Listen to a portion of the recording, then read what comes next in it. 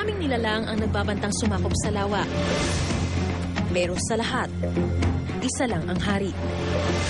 Ang knife fish na umaabot ng 1 metro, sinlaki ng 3 talampakang bata. Nakilala ko si Dr. Aida Palma, Chief Aquaculturist mula sa Bureau of Fisheries and Aquatic Resources o BFAR. Para ma-observe yung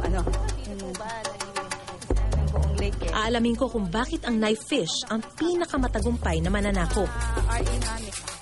Ito ang pinaka-idinadaing ng mga taga rito. Magandang umaga po. Tingnan lang po namin kung ano ba yung mga nahuli niyo ng mga isda, yung mga binagsak dito sa port niyo. Okay, ito po ang aming mga... Hindi lang mo ito. Sabagay, kumikita ko kami rito. Kaya lang po, malaking problema ito sa aming lawa. Kasi ito yun ito tinatawag ko ditong night fish. Lahat po ng isda, ay talagang kinakain ito. Yung mga fish pa wala na laman Pag ako naglagay ng ganito, maliit pa, at meron laman ng fish pa ay sigurado, wala matitira. Nadala sa Pilipinas, under yung tinatawag natin na ornamental fish trade. Kasi siya ay ornamental or aquarium fish. Ito is considered as the big bully in the aquarium. Pinakita rin sa amin ang mga ngipin nitong pangpunit sa pagkain.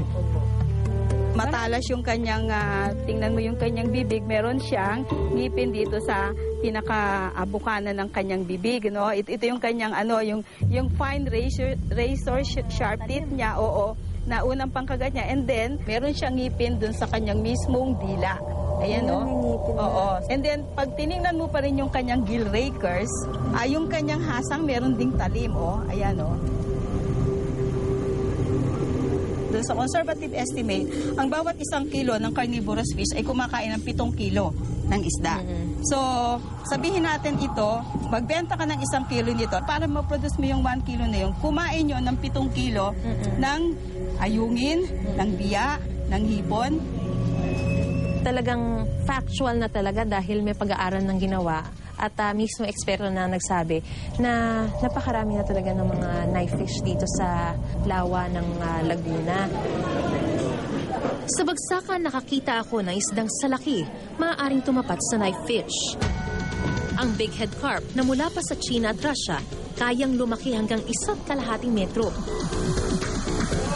Pero mas malaki man, wala pa rin daw itong panama sa knife fish.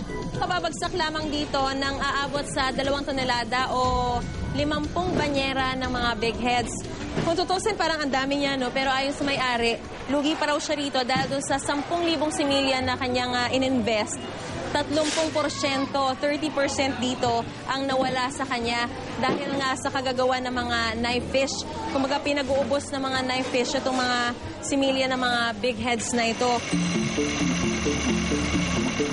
Pinuntahan namin ang paglalambat sa mga big head. Baka nandito na ang gametrong kutsilyo. Okay, so kung makikita nyo yung tubig dito, parang berde na yung kulay niya, no? Kasi ang sabi ng mga mangingisda, dahil daw yan sa liya o yung algae. Ito rin daw yung natural food kung tawagin ng mga tilapia at ng mga iba pang mga isda dito sa lawa. Narating namin ang fish pen ng mga karpa. Yung paraan ng pangingisda nila, ang tawag nila doon, pagpupukot. Kasi yun yung isang paraan para talagang marami silang mahuhuli. Kumbaga, doon sa lawak ng fish pen na yon, ikinakalat nila yung buong lambat para lahat ng pwedeng mahuling isda doon sa area na yon, sabay-sabay nilang mahuhuli.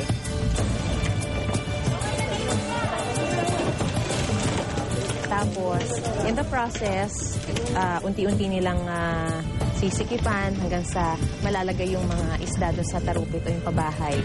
Hanggang sa iaahon nila, tapos ilalagay nila doon sa mga bangka nila.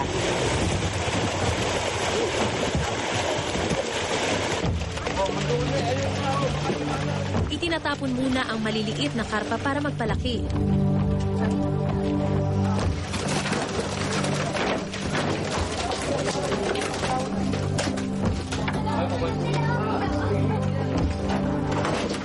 Kaya ganito ang itsura nito, nakakaganito ng night fish. Buti nabuhay po, nabuhay pa.